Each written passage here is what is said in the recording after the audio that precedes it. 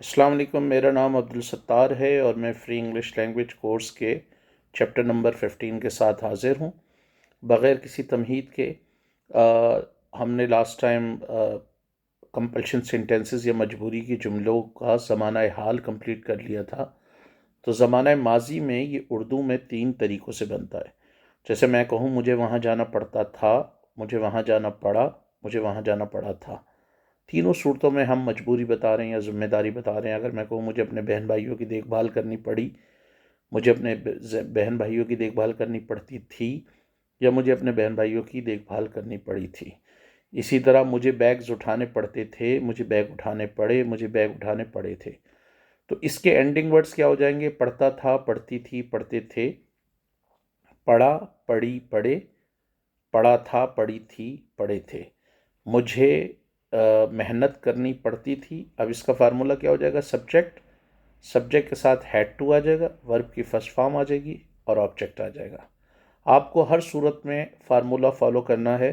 अमूमन लोगों की ये गलत फहमी है कि पास्ट में हमेशा पास्ट फॉर्म ही आती है। ऐसा नहीं होता। वर्ब की मसलन फर्स्ट फॉर्म भी आती है पास्ट में, तो हमें ये देखना होता है। तो मुझे मेहनत करनी पड़ी या मुझे मेहनत करनी पड़ती थी या मुझे मेहनत करनी पड़ी थी।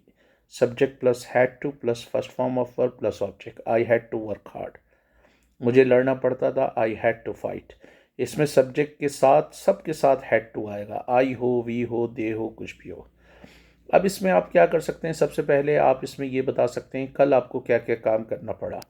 तो आप सारी वो बातें कर सकते हैं कि yesterday I had to wake up early in the morning, then I had to go to ground, then I had to exercise, then I had to go to mosque, then I had to fold my sleeve. फिर मुझे अभी अपनी आस्तीन चढ़ानी पड़ी। Then I had to take ablution, then I had to pray, then I had to recite the Holy Quran, then I had to come back home, then I had to iron my dress, फिर मुझे अपने कपड़ों की इस्त्री करनी पड़ी, then I had to polish my shoes, then I had to go to office। अब office में क्या क्या करना पड़ा वो सारा बता सकते हैं।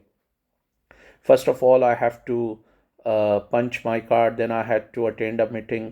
फिर मुझे मीटिंग अटेंड करनी पड़ी। Then I had to make the report of that meeting. फिर उस मीटिंग की मुझे रिपोर्ट बनानी पड़ी। I had to check my emails, I had to check files, I had to meet my boss. मुझे अपने बॉस से लेना पड़ा, मिलना पड़ा। I had to note down the instructions of my boss. मुझे अपने बॉस की इंस्ट्रक्शंस जो है वो नोट डाउन करनी पड़ी।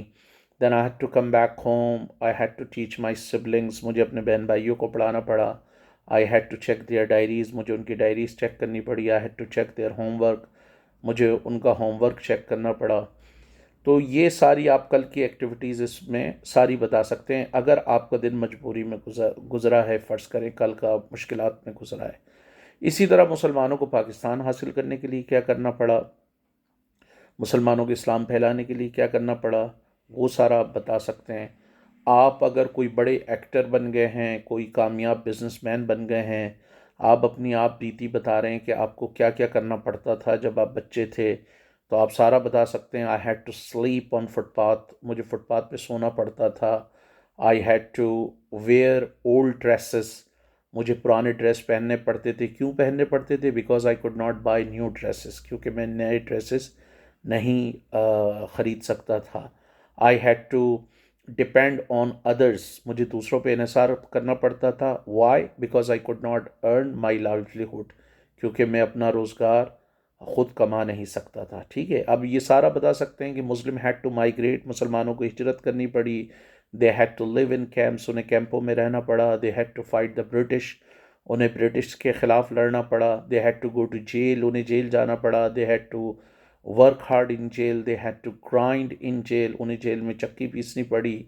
They had to face sentences. उन्हें सज़ाओं का सामना करना पड़ा।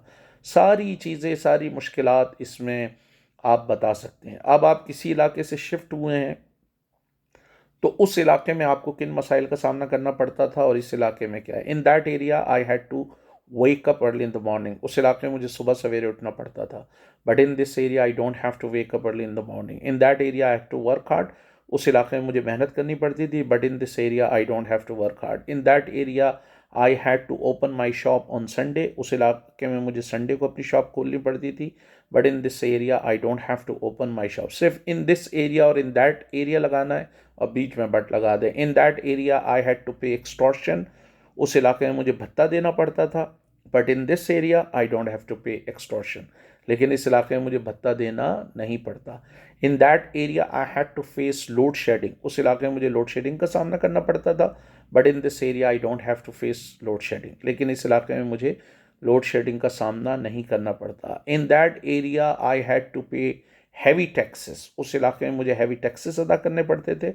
But in this area I don't have to pay heavy taxes, लेकिन इस इलाके में मुझे हैवी टैक्सेस अदा नहीं करने पड़ते।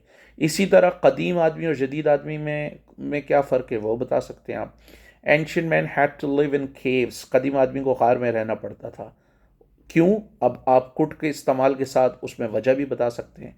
Ancient man had to live in caves because he could not construct a house, he could not construct buildings, he could not construct apartment.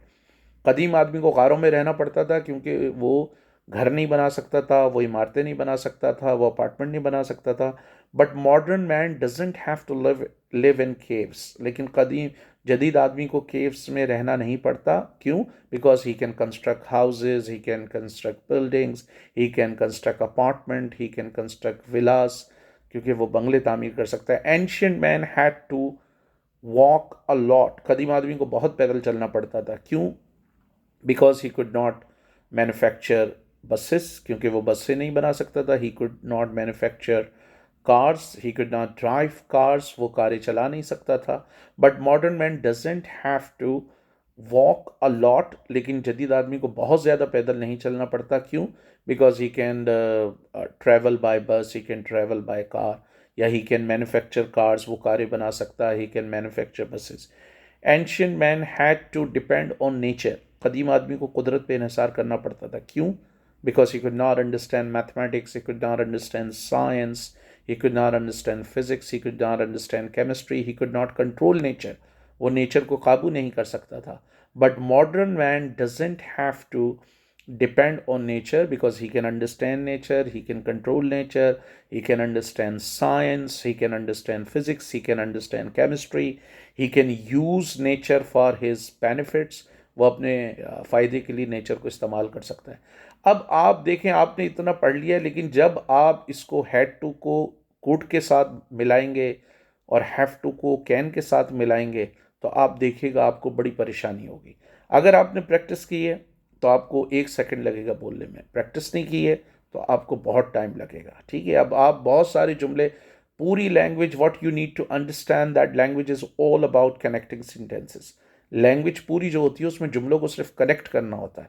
अगर आपको ये कनेक्शन नहीं आएगा आप नहीं बोलेंगे। आप आम जिंदगी में भी ऐसे ही बोलते हैं, मैं वहाँ जा सकता था लेकिन मैं वहाँ नहीं जा सका, फिर मुझे एक छोटे से होटल में ठहरना पड़ा, मुझे सर्दी का सामना करना पड़ा, मुझे वहाँ बिल ज़्यादा देना पड़ा। आप इसी तरह जुमले बनाते हैं ना। मैं बदला ले सकता था लेकिन मैं बदला नहीं ले सका। I could take revenge but I couldn't take revenge and I had to face a lot of taunting, और मुझे बहुत सारा ताना जनी सुननी पड़ी, यानी ताने सुनने पड़े। I had to face a lot of criticism, मुझे बहुत सारी तनकीद बर्दाश्त करनी पड़ी। ठीक है। uh, इसी तरह आप India could win the match but it couldn't win the world cup. India match जीत सकता है लेकिन वो वर्ल्ड कप नहीं जीत सका। And it had to face the anger of Indian people, और उसे इंडिया के लोगों के गुस्से का सामना करना पड़ा। It had to face criticism, उसे क्रिटिसिज्म का सामना करना पड़ा। India could play, India could bat first, India पहले खेल सकता था, but it couldn't bat first, लेकिन वो पहले नहीं खेल सका। And then it had to struggle, फिर उसको जिद्दोजहद करनी पड़ी। It had to chase a very high target, उसको बहुत हाई टारगेट को चेस करना पड़ा। तो ये देखें बिल्कुल इसी तरह है जिस तरह कोई, आपने कभी लेथ मशीन देखी होगी, उसमें कोई उस्ताद होता है, वो अपने शागिर्द को बताता है कि जी इससे एक पुर्जा निकाल के बता देता है, 2 पुर्जे निकाल के बता देता है, 50 पुर्जे निकाल के बता देता है। लेकिन अब उस मशीन से 50 पुर्जे तो नहीं निकलेंगे, उससे तो 5 लाख निकल सकते हैं। बिल्कुल इसी तरह आपको ग्रामर का स्ट्रक्चर समझना चाहिए। मैं आपको 10 जुमले बता दूंगा, 20 बता दूंगा, 100 बता दूंगा, लेकिन 100 तो नहीं बनेंगे। अब तो आप हज़ारों बनाना चाहें तो बना सकते हैं। तो ये हमारा कंपल्शन सेंटेंसेस का ज़माना माजी यानी पास्ट का ये अफर्मेटिव इकरारिया है, और इसमें subject plus had to plus first form of verb आती है। अब हम इसका इनकारिया करेंगे और उसका फार्मूला चेंज होगा। आप ये अपने रजिस्टर में लिख लें कि हैड टू सिर्फ इकरारिया में आएगा। यह हमारा चैप्टर नंबर 15 है और अब हम चैप्टर नंबर 16 शुरू करेंगे।